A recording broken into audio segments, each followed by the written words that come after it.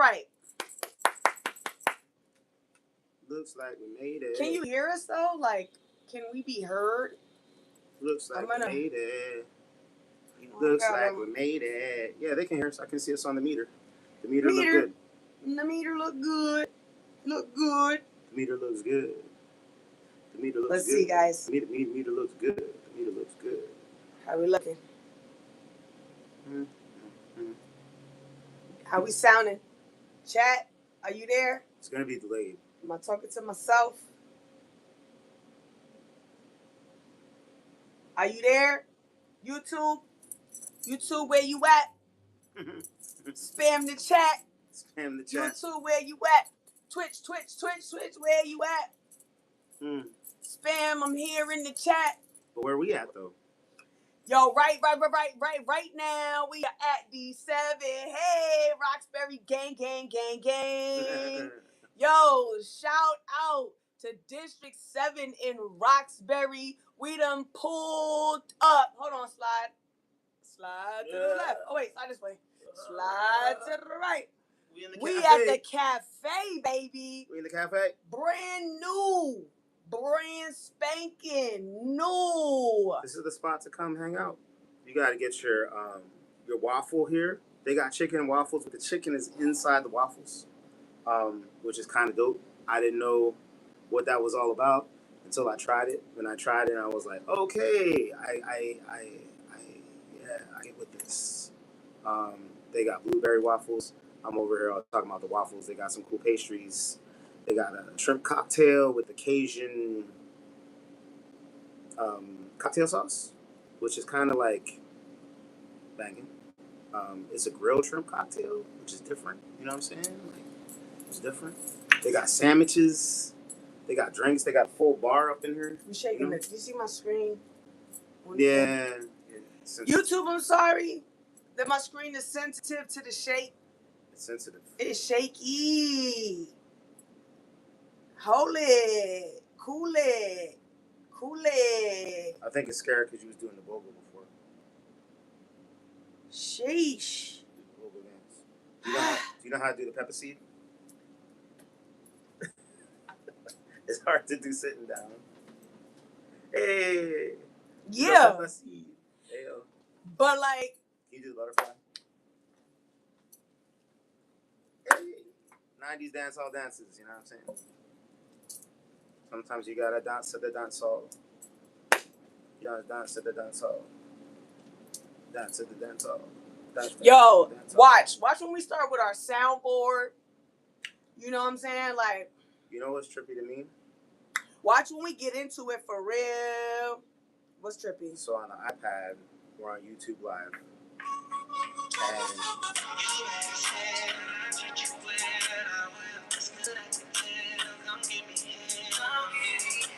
And it has the image like looking in the mirror. It's done on OBS. Has the image flipped. Like we're looking at ourselves on TV. And it's just a little trippy to see both. See yourself in simultaneous motion in two screens, you know what I'm saying? I feel famous, y'all. I feel famous. We out here, we're streaming to how much music licensing are you trying to pay right now? I feel like we could use one of my songs, somebody that we know that's not gonna Okay. See? All right, you're right, guys. That's true, because they will mute the whole John. The whole thing. As long as there's music being played. And how come Twitch does not have good lighting? Like, that's YouTube OBS, is giving. Twitch is looking real ashy over here. It's just like different cameras. But anyways, what it do, folks? You know what I'm saying? For those that are here, for those that will show up later, if you just stumbled across this video, shout out to you and welcome. I don't know how I did it, but I'm glad it happened. You are at the Free Game Podcast. You know what I'm saying? And I am from Boston Gang, Roxbury Gang, and today, like I said, we are at the 7th. So welcome. I didn't get to ask y'all about the set. So those of y'all that pulled up to the live stream when we was in the studio on Friday, Big ups to y'all. We had a good conversation. We're not gonna talk about my tears, but we had a great conversation. We might talk about your tears. And I'm just happy. I feel blessed. It continues to remind me of, why we do this and the fact that we can do this and be supported in, you know what I'm saying, and holding each other and having space for each other. So shout out to y'all. I thank you. If you don't know who I am, my name is Free, and every Tuesday I'm joined by my co-host, my man, my right side, my left leg, my pinky toe, JG. What up? I don't know about pinky toe, but I'm here. The pinky toe is like the one that would hurt the most if you lost it.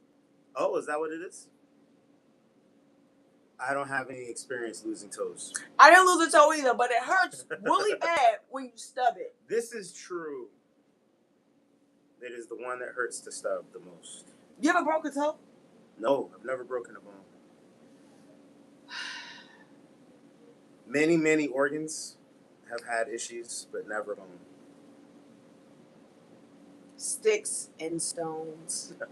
Have they you break broken my a bone? bones. Have you broken a bone? But words will never hurt me. I don't know. Sometimes words be hurting. Yes, I've broken several in my hand and my toes. Dang. You know, then fractured a rib or two. Dang. Broke my nose twice. I'm sorry. I don't like that. It's cool, you know what I'm saying? But teeth fractured, you know what I'm saying? I've had a tooth pulled. Damn. You know what I mean? Well, I mean it's a bone. I've had a cavity before. Well, you've had a fracture in your tooth. Okay. Well, anyway. So we'll count that. There we go. Anyways, welcome y'all. Welcome. So we here. This version is live and direct. Do you know what live and direct means? I don't even know which one to look at. We really got to figure out this OBS stuff so that we could. I could just look at one camera and it'd be cool, you know. Right. You know, but y'all get it. Y'all get where we at with it. So yeah, did you want to play something you made? Right now? I don't know. When we get into it, you could just have something on deck, and I could be like, all right, give you the eye or something, and then you could just pop it on. Okay. You know what I'm saying? It could be like, I'll find something. It could be like a real discreet, nonchalant, real demure, you know what I'm saying? Set up alley. You know what I'm saying? That nobody would know even happened. Just us. There's no one here. Nobody's here except all of them. All 3,000 of you watching right now. I want to thank you. It's a good number. I like 3,000. But what you want to talk about today? You know, the thing about talking and having a podcast is that you have a podcast because you have a lot to say. So much to say. You need to put it somewhere to whoever wants to listen to what you have to say. Or whoever is fortunate enough to stumble across our brilliance. You know what I'm saying? Because all 3,000 of you out there. Things that are usually trapped in our head, but we let them out. Mm-hmm. Take them for a walk on a Tuesday. You know what I'm saying? And I love to walk. Have you ever walked from Cambridge to Roxbury? I have. Do you like it? My hip hurt on the way back, but it's okay. I made it, and then I went back. My favorite walk was from Cambridge to Dorchester. Cambridge to Dorchester. I walked all the way on Mass Ave from Harvard Square to Columbia. Okay. And then I walked back. Okay. It was a fun walk. Was it? You see a lot of things. You see kind of the range of Boston, you know? Is that? What's up? Up. It's good. We're just looking at the meter. The meter looks good. All right. It's my Sorry, go ahead. This is why. But I love it. But yeah, it was dope. You see the range of Boston, quite the range. Sometimes from one block to another. Mm-hmm. You know what I'm saying? Like from where you walking past the brownstones on Mass Ave, near like South End. I guess we call that South End. Like Ruggles, like.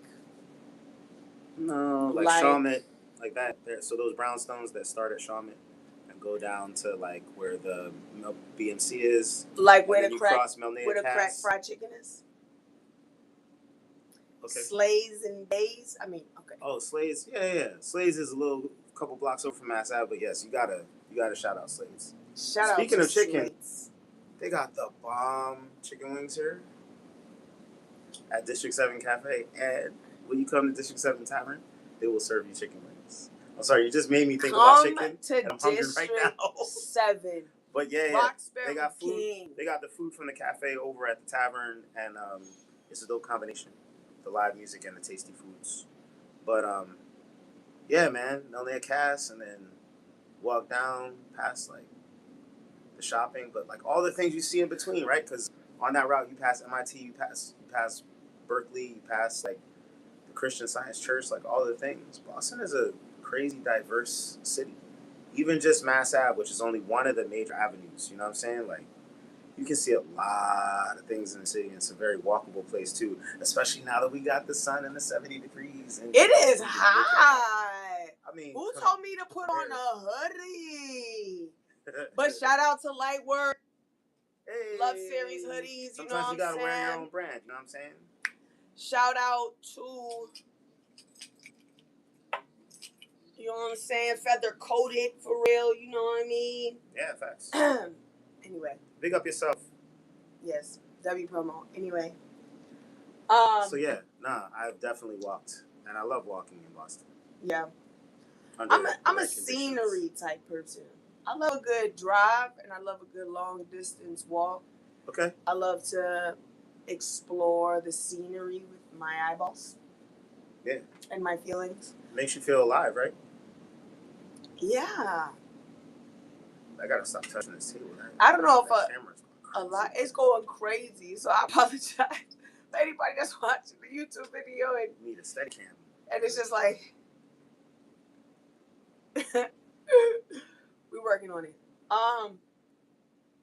But yeah, so but what are me saying about having a podcast and having it's me probably doing something. I think because I'm shaking my leg. We're not even touching the table. I'm shaking my leg and my leg is on. I'm not touching the table, but maybe you know, I'm big. I'm a technical. You know what I'm saying? I got a lot of body on me. You feel me? I got a lot of body. So, you know, if I move a little bit, it shakes the room. You know what I mean? I do. I understand exactly what you mean. Anyway. Your presence is always felt. Anyways, point is, I'm shaking my leg, so we're shaking the camera. I apologize. So the point is, let me get serious for a second so we can move this podcast forward. Okay. It's like I be trying to find the lightest or the light in the heaviest moments, or the laughter, or the, you know, the kiki. And sometimes it's just off. The rose that grew from concrete. You know? But I be off sometimes. Like, my sense of humor is just sometimes... Sometimes life makes it hard to laugh. It's just not on the right timing. Sometimes... You mean like dark humor, or you mean like... I'm just saying... humor in general. Sometimes you gotta laugh at things that maybe you're not supposed to be laughing at. I feel like we could laugh at everything. Some things you just that might be a controversial opinion, but so you're the type to laugh at somebody that tripped and fall in front of you. I'm the type to make sure that they're okay first and then roast them afterwards. A true Aquarian. Or Philadelphian, or you know, whatever. JG's from Philly. You know what I'm saying? I am. He loves the Eagles. I do. And the Sixers. And the Phillies. And by default, the Flyers. But he joined us in the City of Champions some time ago. You feel me? And we're not going to talk about sports and what happened. And Justin, no, and Jay said, no. But you brought it up, though. We're not going to talk about the loss. What loss? Exactly. The Sixers lost last night. The Sixers got mopped by the Knicks last night. It was crazy. Well, not last night. Jalen Brunson went. Again? Because the other day we were supposed to report that the Hawks got mopped by the Knicks. Mopped. By like 47 points. The Sixers only lost by 30-something, but you know, whatever. Yo, back in the day, when we used to have 2K tournaments, or tournament was like a tournament, but we used to have them 2K games, man. If you get to a certain point by half, it's a blowout. You gotta give up the sticks. You gotta give away the controller. Your turn is over, dude. Like you're fried beans. But fortunately, it's a series. You know what I'm saying?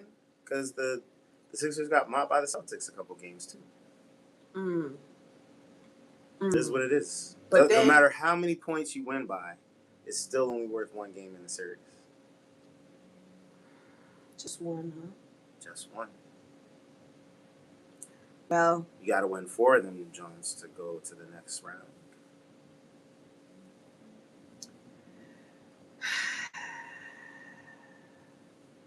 Is honesty always necessary?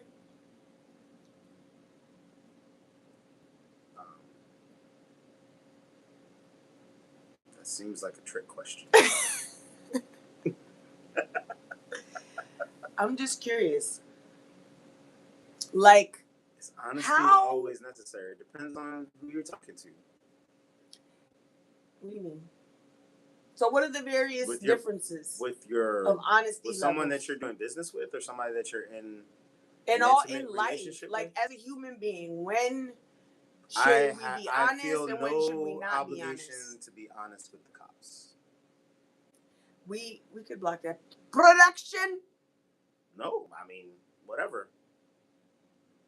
It's not illegal to lie to the cops, and it's not always in your best interest to tell them what you've been up to. Sometimes it's none of their business. Well, that's why there's a law, a constitutional right against self-incrimination. Pleading the fifth. If you're not under oath, you have no obligation to tell the truth. And if you are under oath, you have no obligation to say things that will incriminate you. Like, when is the truth disrespectful? Or can it be disrespectful? Like, can honesty be harmful? Disrespectful? And if it is harmful, because I understand when I say that, it's like, well, you can harm people by telling your truth. It doesn't necessarily mean that telling your truth, there's anything wrong with that, just because someone was... I think that it... affected under the rules of politeness, we try to tell the truth in a way that is not overly offensive. Sometimes you have no choice but to be offensive in order to tell the truth. So like, if the truth itself is offensive, then there's a misalignment.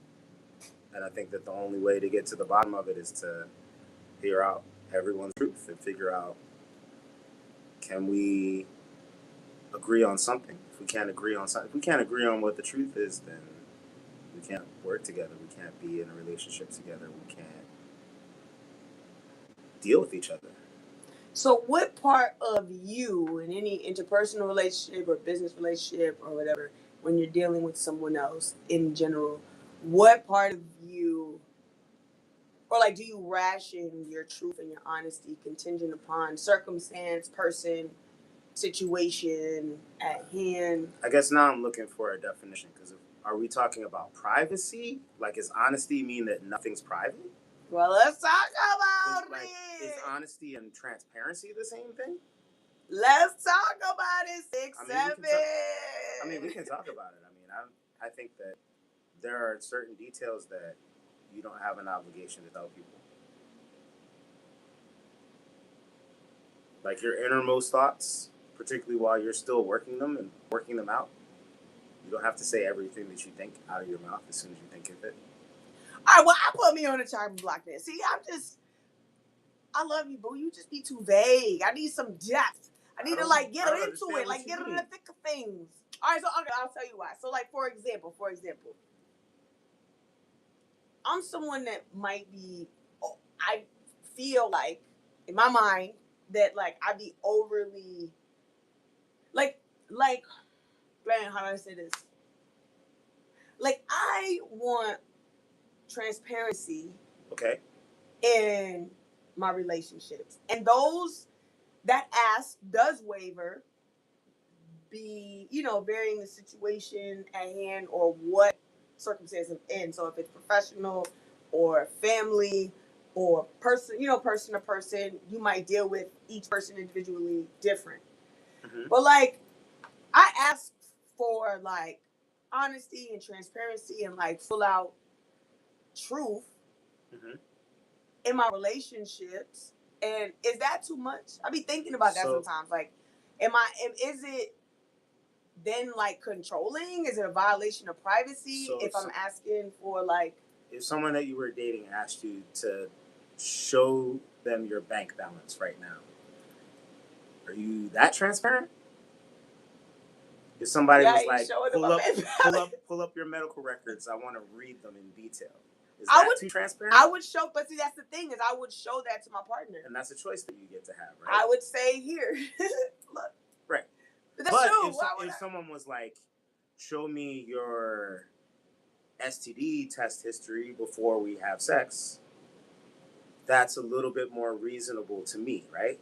Or if someone was like, let me know your financial history before we sign this lease together or before we buy this house together, that's more, right? So, like, to me, it's contextual. Like, I'm not going to walk around with copies of my bank balance to hand out to every person that I feel close to. I'm not going to share my medical history with everybody. I'm not going to share my address with everybody. But certain people in certain contexts that would need that information or that level of intimacy demands that information, yeah, you shouldn't be deceptive about that. I feel you. And if you are, you should apologize. You should atone for it. You should make up for it. I feel you. Or you should let the relationship go.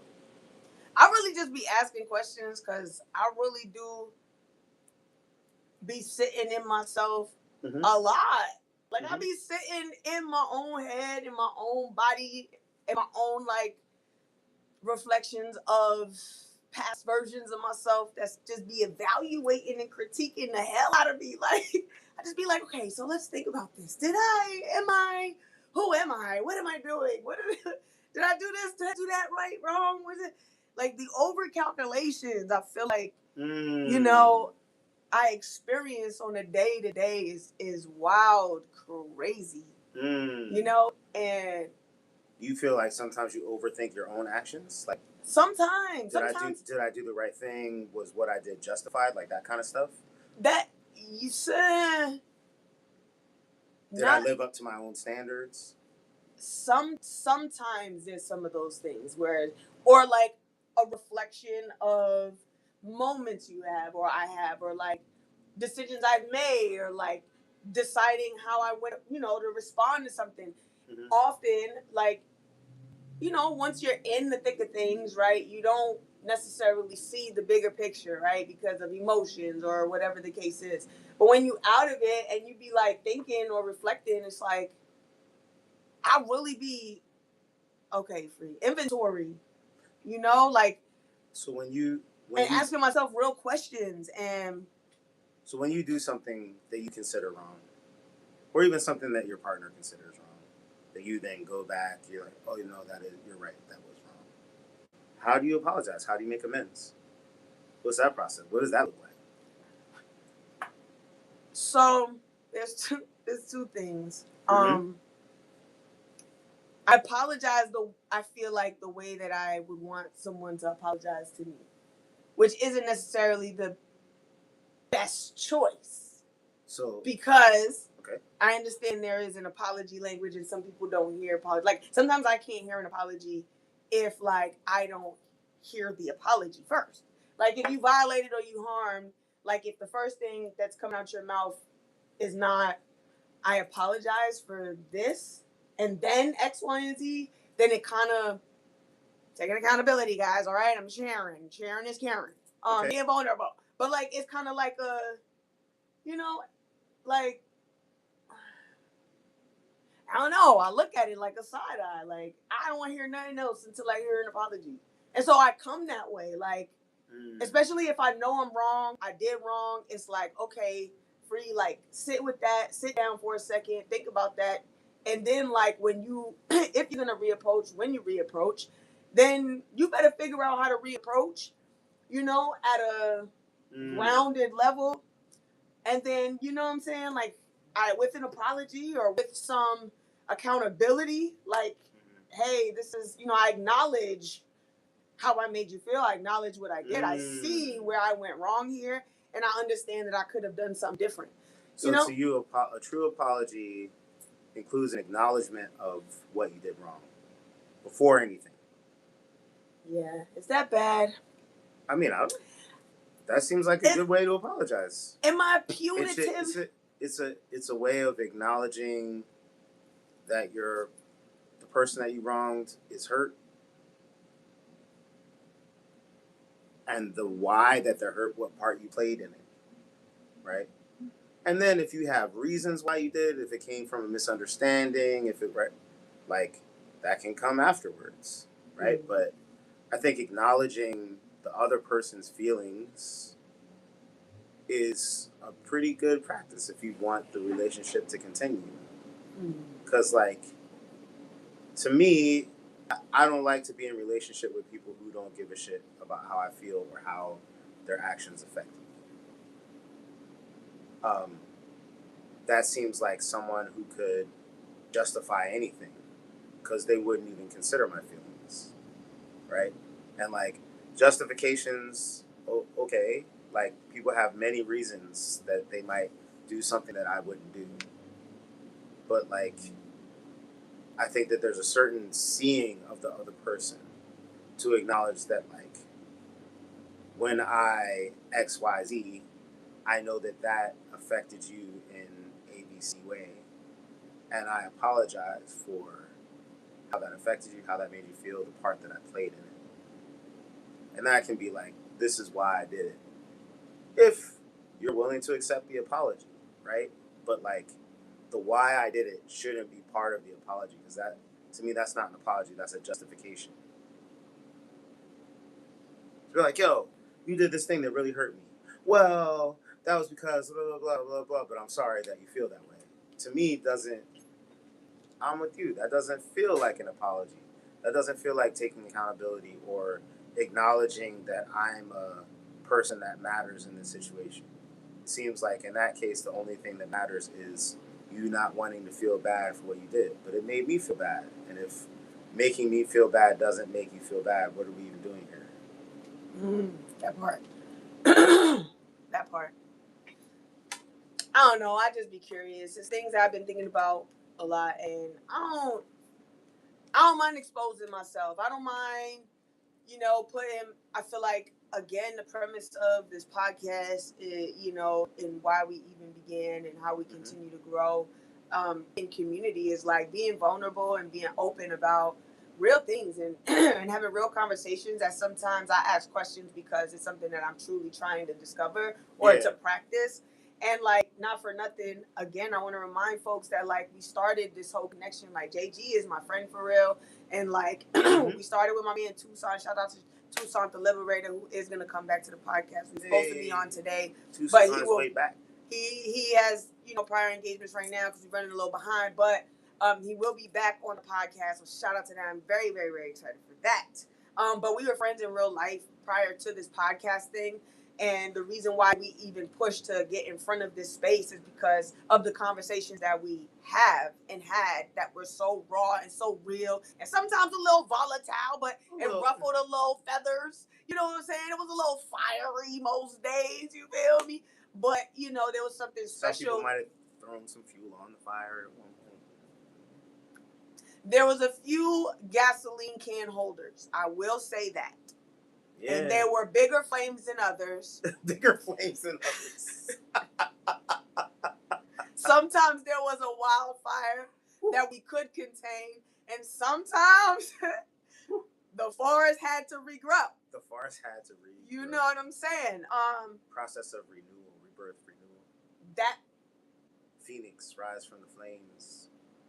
I was really talking about the Phoenix rise from the flames, but I feel like Phoenix rise from the ashes. Flames first, then ashes, then Phoenix rise. Phoenix rise from a burning. Hey, yo. Let's go. Sounded like I was about to start a poem, huh? Yeah. I felt like I was about to inside. I was like, hold on. But that's the truth, right? The Phoenix rises from a burning. You can interpret that how you do, but, to me, that is the death. That is the destruction, the tower moment, the fall apart, the fall down, the dust to dust, you know what I'm saying? And then, to come out of that, right? With wings. Hey, shout out to the feather gang, feather coated. But to come out of that, right, to Phoenix, this metaphor, this example, is so many phoenixes out there. Ones that I know, ones that we don't. But the Free Game Podcast is really just a sharing of our experiences and our stories, of just how we got to be this. And it's authentic in rawest form. And sometimes that's vicious, and sometimes it's emotional, and sometimes they're topics that are personal, and like you'll hear me talk about my personal experiences a lot because it's the podcast. And if I'm not giving a foundation for us to talk about, or if I'm not willing to be vulnerable about myself, then how are we as a community going to grow from each other? Like, and this life is hard, and I'm just, for a long time been tired of this silent culture or the secrecy culture of just like keeping people contained and controlled in this box, taking away their voice, and I think that everyone deserves to have a voice. And no matter what that sounds like, feels like to somebody else, everyone deserves a voice and to be heard in that voice. And so, Free Game is pretty, it's the no gatekeeping, it's the come drop your gems, come give us an uplifting thing or two that we can take with us and walk away with, not just watching us crack jokes or be funny or not or whatever. You could think we're corny, you could whatever, have your opinion, but like truly, all in all, this is a space to grow and like learn from each other. And I'm gonna put myself on the chopping block every time, you know what I'm saying, to be held accountable or to ask from people that would be honest with me and be transparent or give me some kind of knowledge or wisdom that could help me go forward, which brings me to my next question. Wisdom leads to understanding. Go ahead. Knowledge and wisdom leads to understanding. Are we overusing healing to excuse harmful behavior? Overusing healing to excuse harm. You mean like healing language, or people actually healing? Therapy language, healing language. Yeah. I want the therapy language trend to end. It's gone far enough, people. We've had enough. Had enough of you explaining away your actions as a form of, my mental illness, my neurodivergence, my this, that, the other. If you know that your actions are affecting people in a certain way, and this ties into the last thing we were talking about, regardless of why, you first need to repair. And then we can talk about, okay, this is how you are. But I think that people are in a certain way using their understanding of their neuroses or their particular ways of approaching the world as an excuse for why they don't have to live up to a certain standard of how they treat other people. And to me, I don't like that. I'm not with that. I think that it's important to make space for people how they are. And I think that we get to decide if the way that people are is acceptable to us to have them in our lives or not. Because my thing is like, you might be someone who has a particular way of viewing the world. And in most of your interactions, that leads to good results. But if when it comes to me, that's something that I can't deal with, something that I can't hold, something that I can't move forward with, it's better that we like go our separate ways. You do your good in the world, and I'll do my good in the world, rather than because you have a good reason for why you keep hurting me, for me to try to figure out why it's okay for you to keep hurting me. Does that make sense? Yeah. So like the brother that has Tourette's, I forgot his name, but he's an actor. He was in a movie. They had the BAFTA Awards, and Michael B. Jordan and Delroy Lindo were on stage presenting, and he shouted out the N-word a few times while they were talking. And throughout the night, he had shouted out some other slurs, some anti-Semitic stuff, some homophobic stuff. the N-word is the only one that made the broadcast, right? And like, I think that there was a lot of discussion that cropped up with, well, he has no control over it, so we shouldn't hold him accountable for it. And I think that's an interesting conversation to have. But that conversation, in the absence of how his words caused harm, regardless of whether they were intentionally said or not, right? And the situation that was going on in the room, the fact that the BAFTAs mic'd him up in the room in order to capture his Tourette's triggered reactions, the fact of what they chose to broadcast, et cetera, et cetera, et cetera, right? Like, I think that it becomes exploitative at some point to be like, this guy has Tourette's, there's no telling what he's going to say.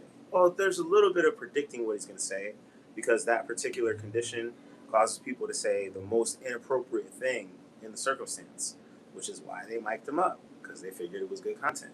Why they broadcast the thing, even though their U.S. broadcasting partner was like, guys, like, we should probably edit this out. They overrode that. They were like, no, leave it in there. We left it in there on purpose, right?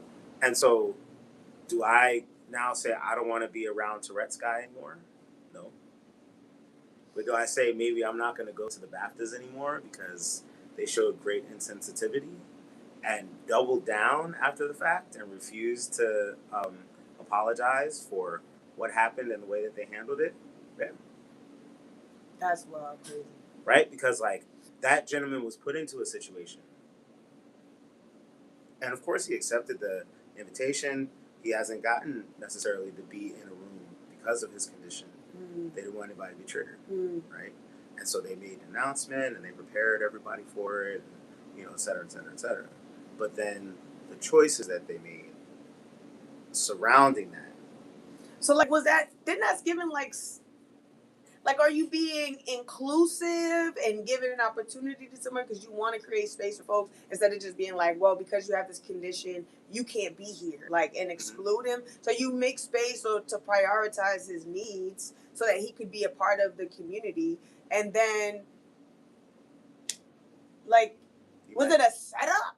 Like, you set him up? And it made it part of the broadcast, right? And it's like, why would you do that? Why not just let him be in the room and be himself? Because social media is about performance and not people. That's the way I feel about it. So I'm like, yo, the brother could have been in the room. He could have been there for his acting, for who he is as a person. But now all we're talking about is his condition. We're not even really talking about him. And that's jacked up. He had a movie that was up for BAFTA. That's why he was in the room to begin with. So he was good enough, because I'm sure that on set, this wasn't the first time that this has happened. It was a movie about his life. Yeah. So, but even still, I mean, I'm part of my ignorance on that particular, on Tourette's particularly, but like, something triggers it? Like, is there something that triggers? Yeah, awkward social interactions, or sometimes the triggers are a little bit unpredictable, but the result of the trigger is pretty predictable. So would you say that you filmed a whole movie, whether it was about his life or not, it still forces you to be in the condition was a part of the movie, right? So like it's like, so they just filmed. No, it was supposed to be that way. I get it. Yeah. But if he were to have an outburst, you would just turn the camera on and it'd be part of the film, as opposed to. Or he had an outburst while the camera was on, it could be a part of the scene, or you could retake it, or because filming is not like real life, right? Like, you know what I mean? Like, you can take it differently, you can cut it together, you can fix it in post, right?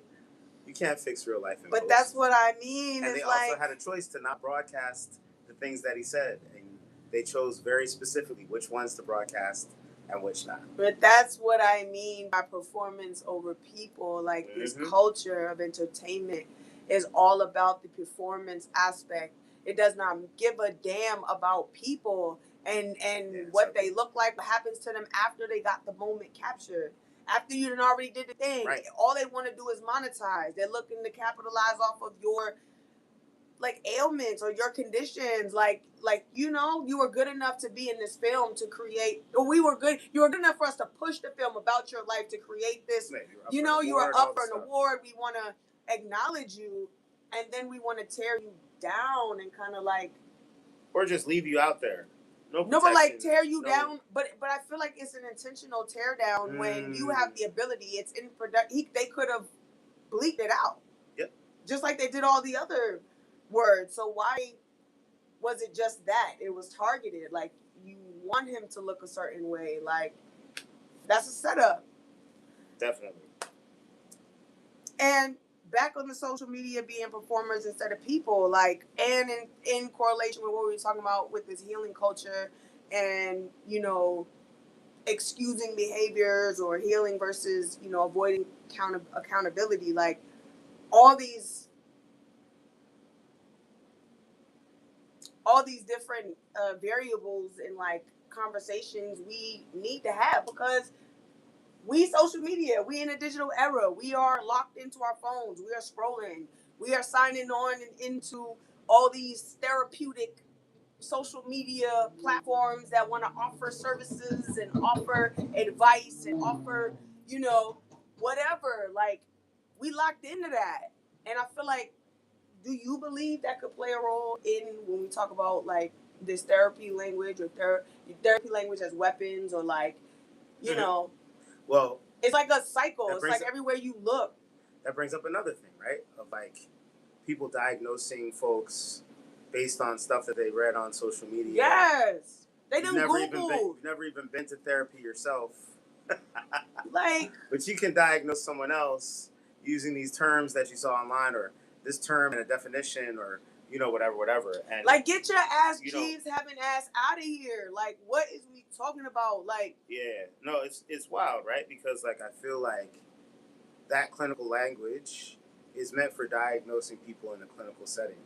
It's not meant for like walk around people, particularly people that you have a direct relationship with, right? Like, you're not supposed to be a therapist with someone that you have a romantic relationship with, which means that you are not in a position to deliver a therapy diagnosis to someone that you're in a romantic relationship with. Ciao. Right? Like, and there's a certain lack of distance, there's a certain lack of understanding of context and how all these things work, right? That like people are willing to completely overlook because they're using what they've heard to win an argument, or to explain something, or to justify a behavior, or to make an excuse for somebody or for themselves or for whatever, right? And it's like, yo, like, if you need to go to therapy, homie. Like, don't rest on, oh, I just have problems and you got to deal with it. Okay? If you're not a safe person, admit that you're not a safe person, and stop trying to pretend that you are because you have a way of explaining your unsafe behavior.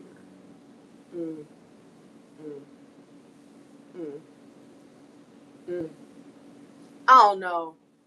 Because I also think therapy just ain't enough either. Like, you can't just be somebody that's like, oh, well, I got a therapist, so I'm good. Like, that's your winning award, like your trophy that, like, you know, you're doing the work because you talk to a therapist weekly or something. Like, I feel like, I mean, I think it's a tool for sure. Like, I 1,000% everybody needs. I've been therapist since I was 6 years old, child. You know, if like, you're in the midst of the work, I don't think that.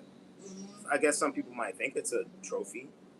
Oh, I'm doing the work. Okay, but is the work done though, fam? Like, well, I'm saying people will use that as like their. Oh, I've heard it. Their receipt of like doing the work, like, you know, like, I'm working on me. I'm in therapy. Right, and acknowledge the fact that you're in process. You're not healed yet, and so you could still be out here doing harm. But like, is somebody come to the front line on this here podcast and tell me I am healed, I am thriving, I'm living my best life, my soul feel good, I feel in alignment, everything glowing around me, my kids is good, my husband, my wife, we good, money, my family good, money. Please come, man. Talk to me. Please. Let's talk about it, because I'm sure there's some people that are good or that feel good or what makes somebody whatever, that good? Like, what makes somebody that good? Peace. You gotta find the inner peace. We gotta find the inner home. What is the thing? What is the code? I think that the answer is different for a lot of people, right? Like, some people have a sense of peace no matter their circumstances, and they may be struggling because of their circumstances and not because of some sort of internal struggle. Some people have lovely circumstances and still struggle because they're not right internally. I'm sure there are some people that have both things squared away, and God bless them. But I think that in this current environment, it's hard to know who's good. We do a lot of performing for each other. We do a lot of particularly performing wellness, performing competency, performing happiness for social media and for public face, and for people that we don't know well or people that we haven't let in. We put up these walls of like, oh yeah, everything's okay, right? I blame all of y'all out there that told us to fake it till we make it. I mean, I'm blaming y'all, because fake it till you make it. People just took that and ran, like sprinted, like Boston Marathon, like. They just took the first part, just fake it. Fake it. They just heard fake it and ran. Faking is a virtue. I mean, what it like people will say the only way to get ahead is by cheating, lying, and stealing.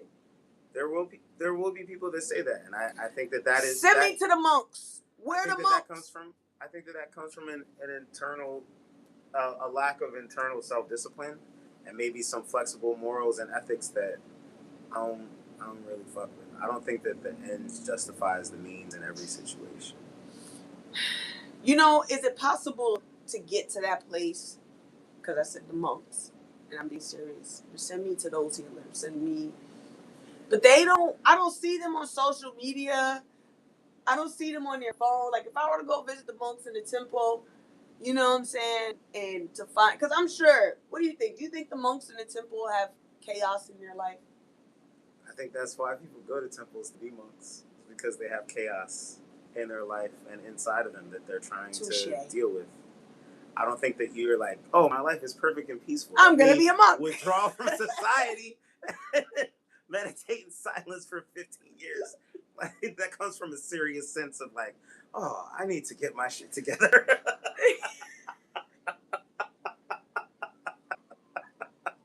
Oh, so that's why my friends keep telling me to be a monk. Yo. They want me to get my shit together. Yeah, I don't think monk is a position that you pre-qualify for, in a sense of like, well, you're really good at this monk thing. No. Yo, you be out here cutting up. Have you considered monkey going away from everybody and just thinking for a while? Maybe just don't say shit for a couple years and just think. Why don't you just think?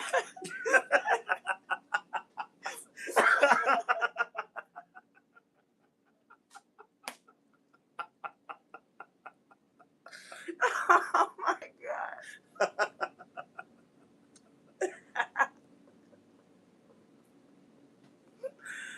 Oh man.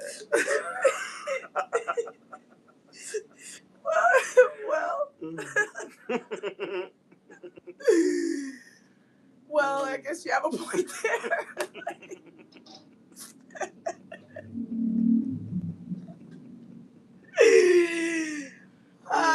Yo, being a monk can't be the only way.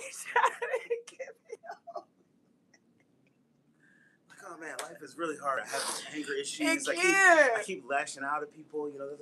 We gotta not being around people at all.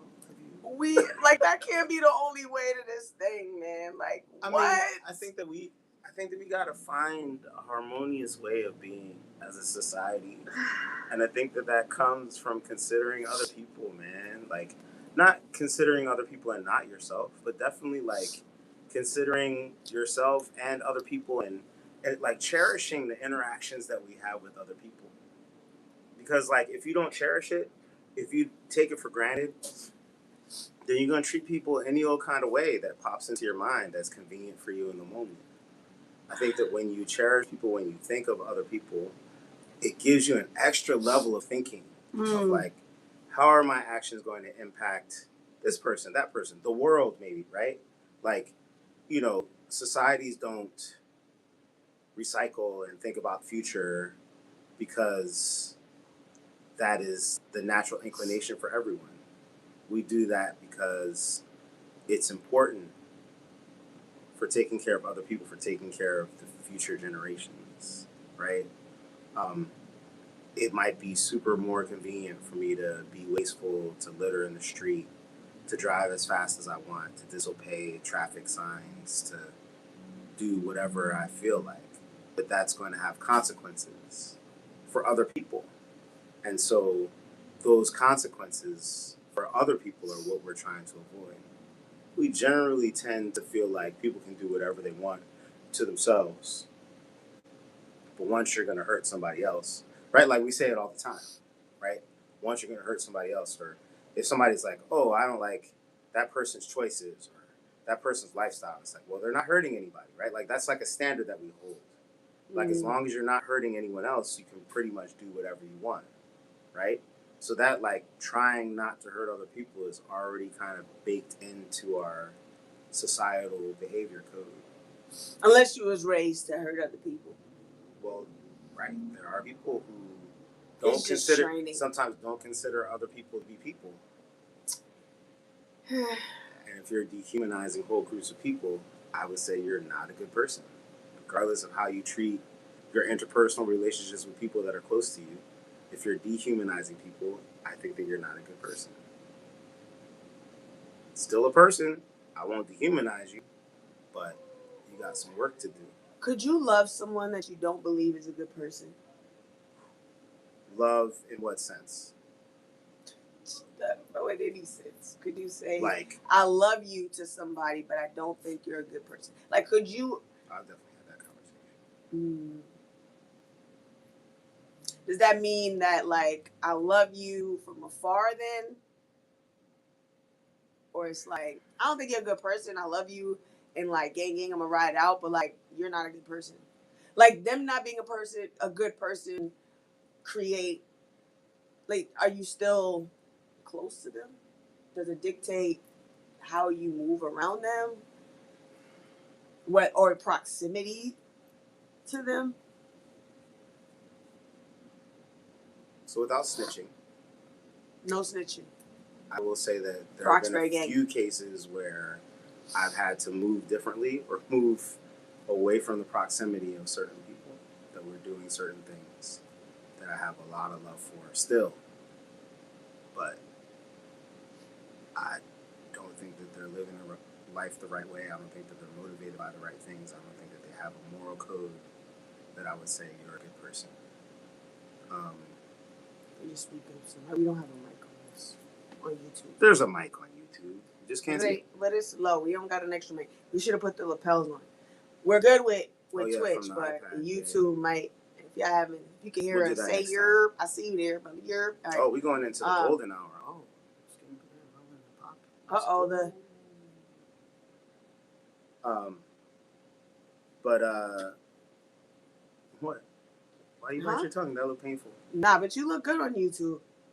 I mean, you look good in real life, but Twitch looks ashy. I don't know if it's the display or the Twitch. We gotta watch back and see what's what. Anyway.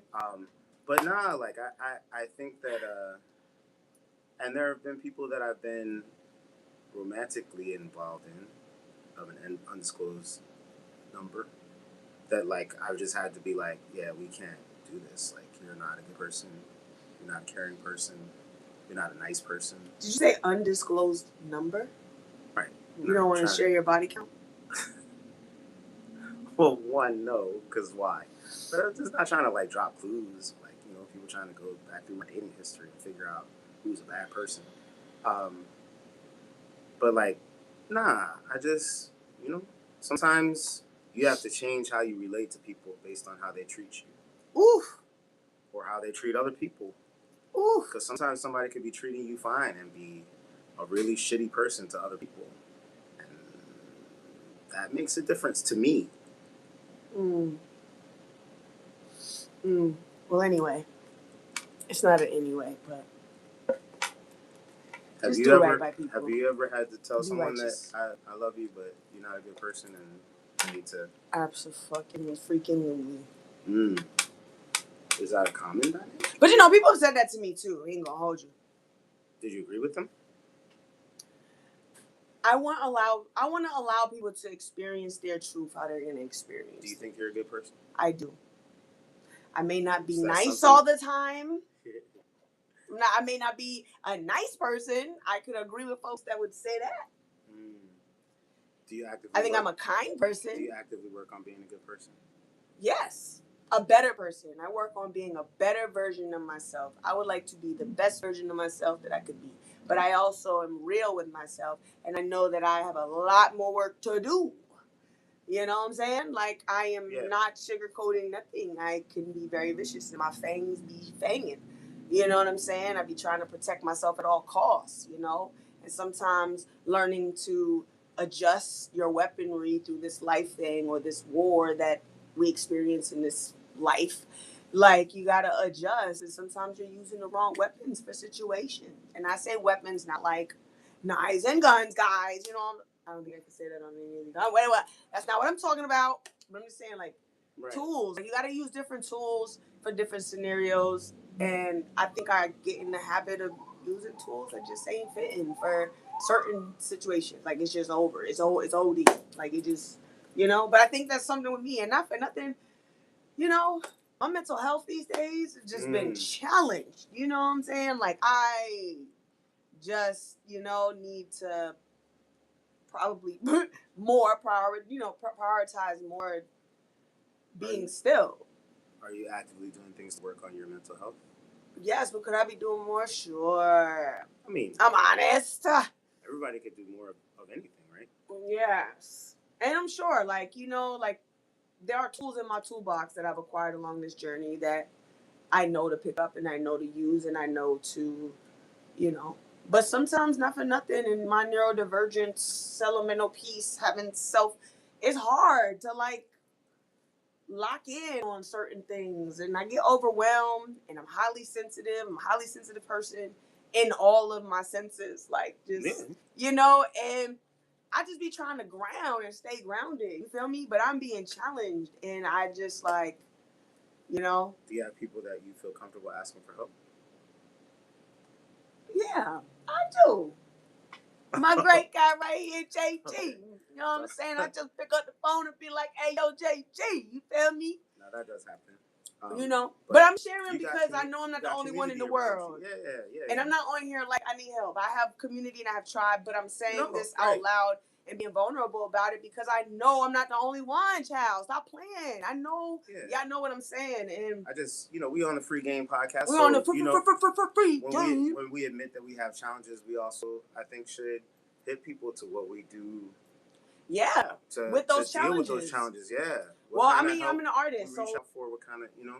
So, like, I'm an artist through and through, a creative. Like, I'm a creative through and through. So, like, that is the way that I therapize the things that I go through, you know. And also, you sit and you talk to a therapist on the phone and a clinician and, you know, social worker or whatever you need. But also, transmute, alchemize. You know, I've learned to take that, you know, and turn it into something else. And I think that that's cool. And sometimes just that becomes a challenge, right? Like, to channel in and transmute, you know, I'm gonna transmute it, but it's like, dang, sometimes I'd be like,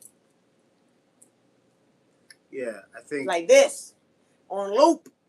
And like, you got responsibilities, free, and my brain just be like this on loop. As a creative, I think, no, I definitely lean into my art, into performance a lot these days. Performance is keeping me feeling more able to cope with the challenges, which are many. Financial challenges, emotional challenges, interpersonal challenges, personal challenges, right? Mm-hmm. Like, being able to be on stage and connect with music, and through music connect with other people, These conversations that we have, conversations that I have with other friends, and both the public and private conversations we have,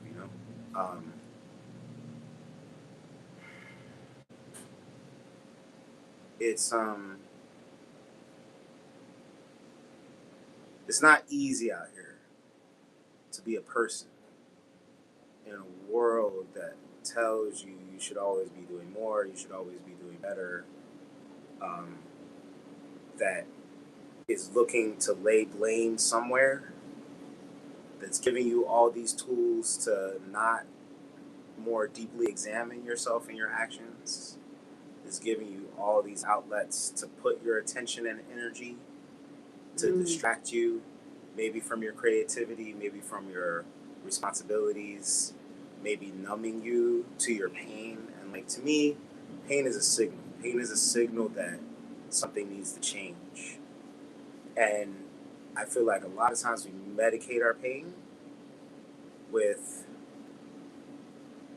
things, with substances, with activities that don't move us towards our goals. I'm grateful that I get to get paid to perform, because that means that when I'm stepping on stage, I'm accomplishing many things at once, right? But for those who perform and are not necessarily getting paid to do it, you are still reaping the benefit of doing that thing when you perform. And doing it as a job is not for everyone, right? Art as an occupation, I think, is a niche thing. But creativity is something that we all have inside of us. And I think that engaging in creativity is healing. It really is. I heard something very poignant one time that, the counter or the opposite of depression is not happiness. Right? The counter or the opposite of depression is expression. Clacky. Right? And so oftentimes, if we feel like we can't express ourselves, we can't be seen, we can't be heard, we can't accomplish the things that we want to accomplish, it leads to a mental state that feels compressed, that feels trapped, that feels very, very negative. And so the opposite of negative is positive, right? So rather than depression, which feels very destructive to our soul, to our emotions, to our being, when we express, when we create, right, we undo some of that destruction. And so I make sure that I do some music every day, whether I'm getting paid to do it or not. So if I'm sitting alone in my car, I'm going to be listening to music, singing along to music, learning some songs, hopefully writing some things, right? I don't journal in the traditional way, but I do try to write every day.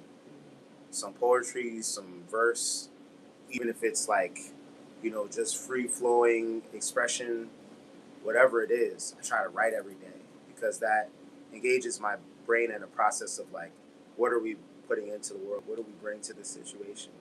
And that's valuable. Not necessarily money valuable every single time, but that's valuable in that it adds something to the world. It increases the value. And we talked before about money and how it's kind of like an imaginary concept that's used to control us. We still need money in order to exchange for food and a place to stay and something to drive and some clothes to wear and et cetera, right? But like, it is a way of capturing energy. That's why it's called currency. So if you can put positive energy into the world, you can figure out ways to have your needs met. And particularly your emotional and spiritual needs, I think you can't really have met without some form of creativity. People think creativity, big C. Oh, dancing, singing, painting, drawing, et cetera, et cetera. But your creativity could be anything. MLK had a speech, that I have a dream speech, he was saying, if you're going to be a carpet cleaner, be the best. I'm like misquoting the heck out of MLK right now. I'm sorry, but y'all can go look up the speech, right? But like, if you're going to be, whatever profession you engage in that with your whole heart to the best of your ability. because that's something that you're bringing into the world, and that has value. Whether people put a monetary value to it or not, that has value. It has value for you. It has value for your community, for the people that you encounter every day. And like, to me, that's the goal. The goal is to add value. The goal is to help to take care of the people that I care about, you know? And some people I take care of monetarily. That's a different level of love and engagement and relationship, right? But like, I do want joy for everyone. I want everybody to have a place to live and a place to eat and something that gives them safety and something that gives them joy. And like, you know, many times when I sing, when I perform, whether it's a church or someplace where people had to buy tickets or et cetera, the feedback that I receive is that I'm impacting people in a positive way. So I'm going to just keep doing that, right? But also other things. Because, I don't know, I'm the kind of person that, like, it's kind of never enough. Like, I need to do more. I need to give more. And I probably should get some therapy for that. But in the meantime, you know, I'm going to do what I do and hope and pray that it has a positive impact and ask people for feedback. You know, was this a positive thing for you? Like, I don't want to make assumptions just because I think it was a good thing to do. People might not agree. I think getting feedback is important. To the point where I'll solicit it. I'll ask, like, yo, how did that make you feel? Like, how was that for you? Like, I did this for you because I thought it was a nice thing. Is that something that landed with you? You know, is that the thing that you needed? Did that help? Like, did that actually contribute something? I mean, they say if you're not adding, you're subtracting. Yeah. Or you just... I just hope that people don't use that phrase against themselves, right? Because sometimes resting is adding to yourself. Yes, can we talk about that part? Sometimes like, y'all need rest. Sitting down and recharging is adding to yourself so that you can add to society. It is okay to rest. Yeah, I'm not anti-rest. I don't think you got to always be emotional, always doing something. I don't want to give that impression. You got to rest. It's work 6 days and on the 7th you rest. You know what I'm saying? Like, you have to recover. Right? In order to produce, you have to replenish. You have to replenish. Fill your cup. They say you can't pour from an empty cup. You can't pour from an empty cup, Twitch. I'm about to take a text. Y'all ain't ready. It's going to be King James Version, though, because I'm old school. No, I'm not. Go do it. No, you have to go now. You put us on the spot. We're all waiting. All 3,000 of us are waiting for you to say it now, please. We'll just go with Psalm 23. The Lord is my shepherd, I shall not want, right? And that means that there are greater forces at play. There's a creator. There's someone that's taking care of you. There's someone that is looking out for you, right? You can call it the God. You can call it creator. You can call it the universe. But you can rest assured that you're not alone out here. You know what I'm saying? Nah. There's other human beings on the earth. That part. That don't feel like human beings. That have to live a human being experience. We out here, child. Yeah. And tap in. Tap in. Because you'd be surprised what people are willing to do to help if you reach out. Yeah. You are certainly not alone. Asking for help, though, has always been a challenge for me. Like, like, that's not something that I was raised to. Why do you think asking for help? Oh, you weren't raised to do. So. Not that. Do you feel like you got pushback when you asked for help? When I was being raised? Yeah. Do you not want to go there? No. Pushback? We'll define pushback. Like, you ask for help and then someone says, "Oh, figure it out yourself. You don't need help. You can't count on other people," kind of thing. Can't count on other people for sure. That's tough. Very much you can't trust nobody. You can't rely on nobody. But yeah, you got you. Or actually, I was told I don't want to get into it, but like, You know, there's only a select few people that I could rely on, depend on, and trust in my life. And that's me plus 2 other people. And so, growing up, ingrained, was like, yeah, you know, you don't snitch, you don't tell the secrets to this house, you don't tell secrets in general, you keep everything, you know, like, and I remember hating that as a kid, like, always feeling like everything was, you know, I hated that secrecy thing, like, so much happens under covers, so much happens in the dark rooms and closets, and, you know, when you growing up and whatever, we're not gonna get into the family dynamics, and y'all terrible human beings out there and people's families doing terrible things, you know, to children. We're not gonna talk about that. But, you know, it's like, how do you learn to trust? And what does that look like? And if you're just going off a limb or just trust in love, like, well, I love you, so I trust you by default. Like we mentioned it before, where I'm like, yo, I'm willing to give trust up front at the start, where some people are like, nah, you gotta earn trust. Like, I don't know you like that, shorty, like, or, you know, homie or whatever. Like, you gotta earn that. Yeah. Where I'm like, I just met you, so there's trust galore. You feel me? And you start off with the abundance, and then you work your way. Yes. And the problem is that, and I think what's challenging, and you know, maybe possibly in relationship with me, is that I'll give the trust like that up front, but like it's fragile. I think I've said that before here. It's fragile. So when it breaks or it fractures, trying to put them up back together is like, you know, jigsaw. You know what I'm saying? It is, you know, cut fingers and palms on the glass trying to glue them back together. Like, you see what I'm saying? Like, it is brutal.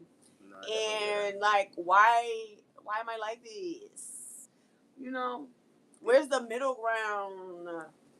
But you know, that's the thing. Like, trust is a thing that like, you know, it'd be like, well, that's why my mother always told me not to trust y'all ninjas. That's why. Dang, I just said I wasn't gonna say it, and I said that's okay. You know what I'm saying? But anyways, that's why. Like, cause, you know. But anyway, I used to hold on to those things like a lot. It used to affect me a lot. A lot of things that I've learned that I've had to release, I've had to let go of, and I've had to let be in the wind. Because when you hold on to things, and everything that pricks you or moves you or makes you feel like, man, like, what? Take me to the king. I don't have much to bring. My heart is torn in pieces. It's my offering. You're supposed to say, take me to the king. What happened? You see what I'm saying? To be leaving me. I didn't. You don't know that song? I didn't know that was I was supposed to come in. You know what? Shout out to all my friends out there that know you're supposed to just sing along when the song starts to coming out. When you start singing in conversation, you're supposed to follow through. You're supposed to join in. You're supposed to finish the sentence, add an ad lib or two. You feel me? Like, what is you doing? My music business brain is always on when we're streaming. I'm sorry. This is music fun. Yeah, not music brain. I just didn't want us to get taken out. I feel like it was a really good conversation. So I can't even sing a song? I mean, I can't sing it either? Can y'all tell me out there? Sometimes you can, sometimes you can't. We're going to have to check and see. Oh, man. Why is everything so strict? I don't like rules. We've noticed. But you do like honesty and transparency.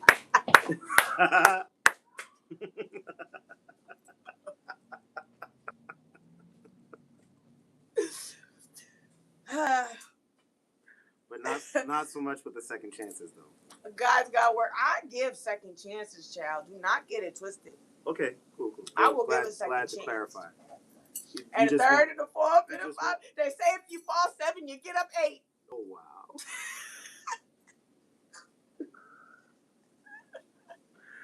Oh, man. Actually, I think that was one of the conversations that led us to understand that we needed to have a podcast because... Like, did y'all hear that? That's literally one of the things we went after. Like, what? That don't even make sense. How do you fall 7 times but get up 8 times? You ain't fall 8 times. You fell 7 times.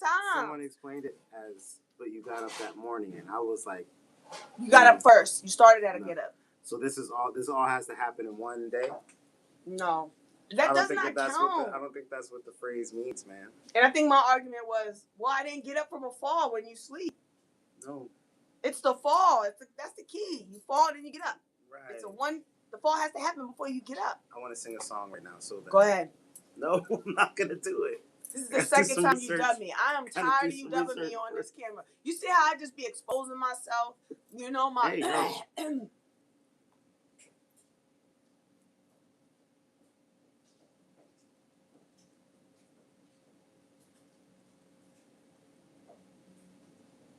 Yo, what we're gonna do? Feel free after dark. We're doing feel free after dark. Yo, peep this, right? So check. We got this idea. It ain't there yet, but we getting it. Well, I got the idea. He says he's down. I have to ask him 10 more times to make sure he's really down. You feel me? But like, I got this cool idea, and like, we're gonna have to bring back Feel Free After Dark. If y'all know. Those of y'all out there that was around for the Feel Free After Dark era. It was an era. At that time, it was not about what Feel Free After Dark about to be about. You feel me? This time, because Feel Free After Dark's gonna be a little spicy. We finna get a little spicy. You know what I'm saying? We got a little something for everybody. You know, so when we out here and the sun is beaming.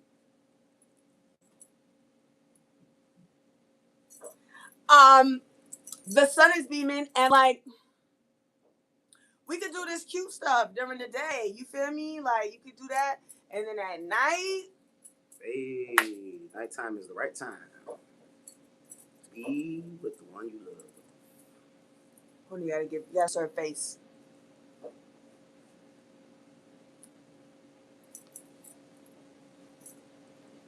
At nighttime, though. At nighttime, it's gonna be a different conversation. You feel me? We're gonna talk about and we're gonna tee it up. You feel me? We're gonna talk like again, why was I about to sing that song? All right, I'm gonna stop singing because all right, just stay tuned, stay locked in. We've been on here long enough. I know y'all got things to do, we got things to do. This is the pull up. Hey. I just made that up right now, today. I don't know if I'm gonna keep it like that, but for right now, it worked well for today. You're at the Free Game Podcast. Make sure you go get your tickets for May 14th at the City Winery. There will be a 90s R&B jam. You can come do all the 90s dances that Free knows. You know what I'm saying? You can dress 90s. Mr. Lover. You can dress 90s. You can come get your groove on. You know what I'm saying? The set list is popping. I cleared it with a certain 90s baby. Shout out to Soul. All right, so who's Lauryn Hill? The playlist. Listen, bro. Listen. Sade. Some things you gotta buy. You already did Sade. You can't put Some things you gotta buy tickets. Okay, Jodeci. Some things you gotta buy tickets. 112. Oh, that's 2000s. Right. Some things you gotta buy tickets in order to get. Casey and JoJo. That's 2002. Jodeci? Casey and JoJo. Casey and JoJo was the 90s and the 2000s. I don't think they rock with Casey and JoJo no more, though. Who? How about DMX? Are you going to have any rap on your... It's 90s R&B. Oh. DMX? DMX? I was just thinking... I didn't know Rough Riders was an R&B label. Wild out! Yo. Yo, stop, drop, shut them down, open up, shop. All right, yo, Eve is a baddie. Half a bar. We won't get sued. All right. No, see, you held me down. No, I see what you did there. You finished my sentence. You did it. This is what friends do. You see what I'm saying? They're like, okay, I hear you. You wanted me to finish your sentence. Fine, I'll give you that. In my brain, there's a million songs. If I don't stop myself, this entire podcast will be song references. No. I love that. I would have a whole conversation in song. I'm okay with it now. You okay with it now? Singing out my frustrations. Oh, wow. Is it Throwback Thursday? No, it's Tuesday. All right. Yo. Hey, yo. Shout out to season 1. Season 1. If you have not seen season 1 at all, you should go check it out. Go check the tape. We are in the process of rolling out the Vault episodes. You can see a lot of clips and episodes on YouTube. You can see some clips on Instagram. You can follow Free Game everywhere, Free Game Pod. You know what I'm saying? Make sure you get the alerts when we're about to pop up online. And, you know, we'll be back here next Tuesday live from the studio, maybe with a special guest. You know what I'm saying? Yeah, and tell us how you feel about the studio. If you saw where we was at in the studio on Friday, let us know what you think about our new set. Please give us feedback. Drop it in the comments. Drop it in my DM. Does it work for y'all? Does it not work for y'all? Do we look corny? Do we look cheesy? You might say yes, and I still might have the set. But it doesn't matter. I want your opinions, your feedback. Tell me what you see. Tell me if we look good, if we don't look good. I love y'all. This is the Free Game Podcast. This is the pull-up edition. We are at District 7 in Roxbury, District 7 Cafe in Roxbury. And I need y'all to pull up to District 7. Shout out to Roxbury. Shout out to Community Spaces. I'm going to big up D7 at the end of this video right here now and go out with bigging them up because they are truly part of and want to be part of and welcome in community right here in Roxbury. So tap in, come, have a coffee, a tea. If you want to leave Dunkin' Donuts alone to Starbucks, come to District 7 Cafe if you can. Get you a coffee, get you a tea, get you they got bagels, and get you some fried chicken. They got the things that you need, the nourishments for your body. Wide range of offerings. And I'm going to keep it a stack with you. I'm a sucker for customer service, right? You could mess up in the back, right? The kitchen staff might not have a good day. But if your customer service is on par, you're going to have me coming back every time. And you could literally mess up my order every time I come. But I will keep coming back. Does that mean I need healing too? All right. We all need healing. Anyways, pull up to District 7. Like we just pulled up to District 7. Next time we pull up to District 7, we're going to have a meal. We're going to eat, right? So y'all can see what you know what I'm saying, what they got. We're going to do a menu tasting. We're going to do a mukbang D7 edition. And so y'all can tap in and see what's on the menu. And I could try stuff that's on the menu because I'll be honest, I haven't eaten from here yet. So we could do that. I need y'all to lock in, turn on your notifications. We will pull up to other places. That is what these particular Tuesdays are about. If you want us to come pull up to you, let us know. If you have a space that you know, want to collab and come, put on the screen and, spread some love and put some energy in. Let us know. Community is a real thing, and D7's about it. So thank you, D7. Big shout out to you. And again, it's the Free Game Podcast. I love you. Subscribe, hit the notification bell, and I see y'all next Tuesday. Peace.